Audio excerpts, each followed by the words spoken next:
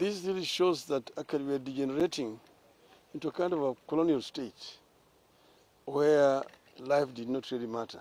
Life of Africans did not matter at all.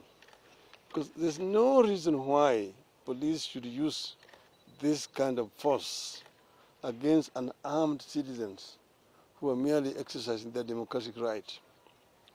And it must also be added that we were not even in the CBD. We were on the outskirts of the central business district of Nairobi. And we were just greeting the people. And you can see the people were very happy and to welcome us. And we just moved around, addressing them, talking to them, and leaving. In fact, we thought as we were reaching the highway, that's where we were actually intended to say goodbye to the people, then to drive to the city center. But then, completely unprovoked, there's this vicious attack. Tear gas being thrown left, right, and center.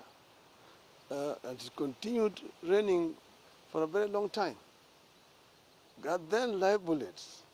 My own car was hit 7 times with live bullets. And you could see to the direction of the bullet were all aimed at me. Okay? So we want to say that, look, this is really terrible. These people have, because, been threatening us and they've been blackmailing. Unfortunately, the friends of this country are not helping. If you look at the statement released by some ambassadors based here, you think that they live in a different country. They are not living in Kenya. They are actually trying to inflame this conflict. They're actually adding fuel to this conflict instead of being independent and neutral arbiters. We've been told elections are over. Kenya had the most democratic elections last time. We live here in this country. And they themselves know that an election where there's a division among electoral commissioners, 4 against 3, cannot be said by any standards to be a free and fair elections. It cannot be a transparent elections. Because either the 3 are right or the 4 are right. And we are justified in light of new evidence that has actually come to light. All we are trying to say is not that we are trying to reverse, but we want, for record purposes and for future elections, to ascertain exactly what happened. And we are entitled as citizens of this country to know exactly what happened. That's why we are demanding that the servers should be opened so that we see what is there.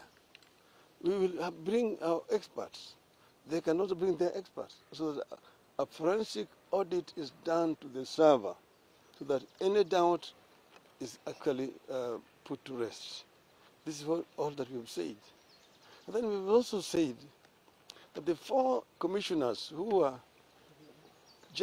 kicked out of the office need to be reinstated back because you are actually ruining professions of 4 very innocent Kenyans merely because they are standing by the truth and doing their jobs. Then we also said that the constitution of IBC must be an inclusive process. We as major stakeholders in the electoral process must be part and parcel of that exercise. And then we've said that we are supposed to be running a multi-party democracy.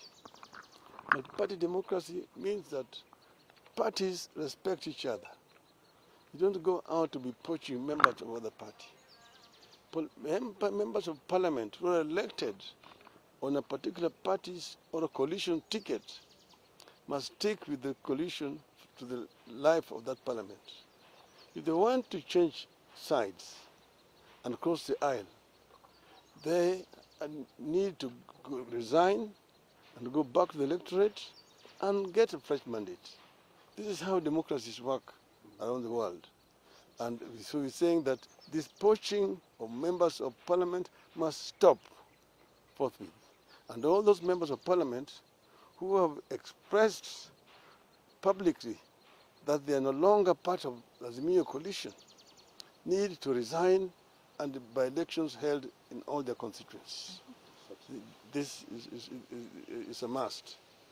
And then, finally, we are saying that there are certain areas of our constitution which now need to be looked at.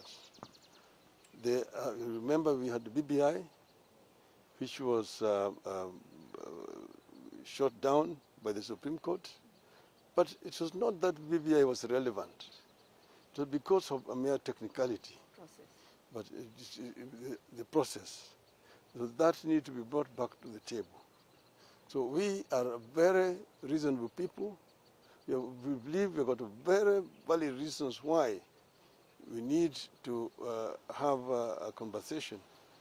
But in the absence of preparedness on the other side to cooperate, these demonstrations are going to continue.